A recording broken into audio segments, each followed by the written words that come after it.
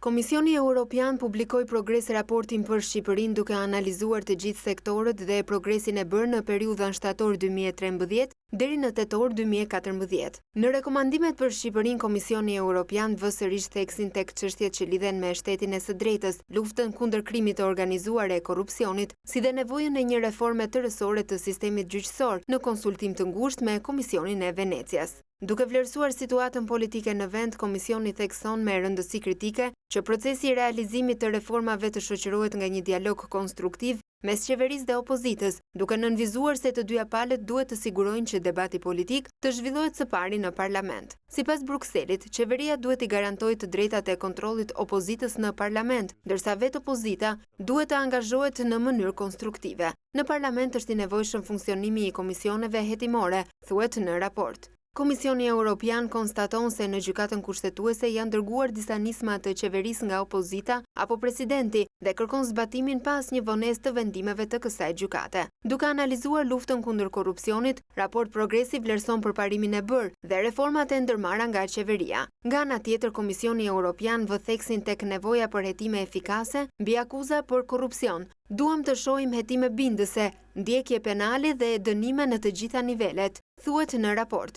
Mbi të gjitha institucionet e angazhuara në luftën kundër korrupsionit mbeten të dobta ndaj presionit politik dhe ndikimeve të tjera, thuhet mëtej në raport. Sa i takon reformës zgjedhore, Komisioni kërkon që të zbatohen rekomandimet e OSBE-ODIR-it për zgjedhjet dhe të punohet me forcimin e trupës së administratës zgjedhore para zgjedhjeve lokale të 2015-s. Duke u ndalur te reformat në administrat, Komisioni Evropian konstaton se administrata po përpiqet të forcojë kapacitetin e saj të plot. Në raport përmendet shqetësimi se krerë bordesh janë hequr nga detyra duke dobësuar pavarësinë e institucioneve. Duke u ndalur në shkarkimet në administrat, Komisioni Evropian konstaton 5200 zyrtar të larguar nga puna, nga të cilët 380 punonjës me status të nënpunësit civil. Komisioni Evropian kërkon se vendimet përfundimtare të gjykatave për të shkarkuarit të zbatohen. Duke analizuar sistemin e drejtësisë, Komisioni Evropian konstaton se funksionimi i sistemit gjyqësor vazhdon të ndikohet nga politizimi, llogaridhënia e limituar,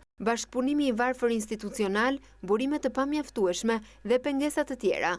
Statusi i gjykatës së lartë dhe procesi i emërimeve të anëtarëve të saj mbeten shqetësim, ndërsa theksohet se ndryshimet në ligjin për KLD-n janë miratuar pa diskutime me aktorë të tjerë. Sistemi disiplinor për gjyqtarët nevojitet të përmirësohet ndjeshëm përmes një sistemi transparent dhe inspektimeve eficiente. Korrupsioni në gjyqësor mbetet një çështje serioze, thuhet në kapitullin për drejtësinë. Duke u ndalur në luftën kundër krimit të organizuar, Komisioni Evropian vlerëson aksionin antikanabis në Lazarat dhe atë në Dukaqin. Por për Komisionin Evropian, krimi organizuar mbetet një sfidë e konsiderueshme dhe Shqipëria nevojitet të rrisë përpjekjet për të pasur rezultate konkrete në hetime. Numri i konfiskimeve dhe aseteve kriminale dhe dënimi për pastrim parash duhet të rritet. Trafikimi i qenieve njerëzore si brenda dhe jashtë vendit mbetet një sfidë serioze, thuhet mes rreshtave të raportit në pjesën e luftës kundër krimit të organizuar.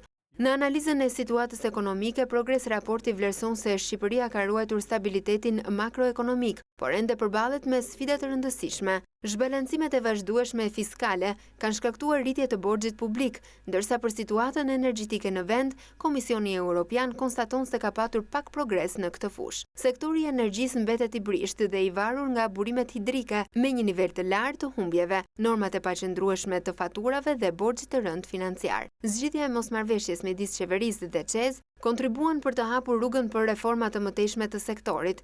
Raporti përmend edhe skandalin e vjedhjes në Bankën e Shqipërisë, pas së cilës kërkon forcimin e pavarësisë së bankës dhe eficiencë të plotë në funksionimin e saj. Ky progres raport u paraqit nga komisioneri për zgjerim Stefan Füle në Parlamentin Evropian. Füle ka falenderuar mbështetësit gjatë detyrës së tij 5 vjeçare si komisioner për zgjerim dhe dha mbështetjen e tij për pasardhësin në këtë detyrë Johannes Hahn.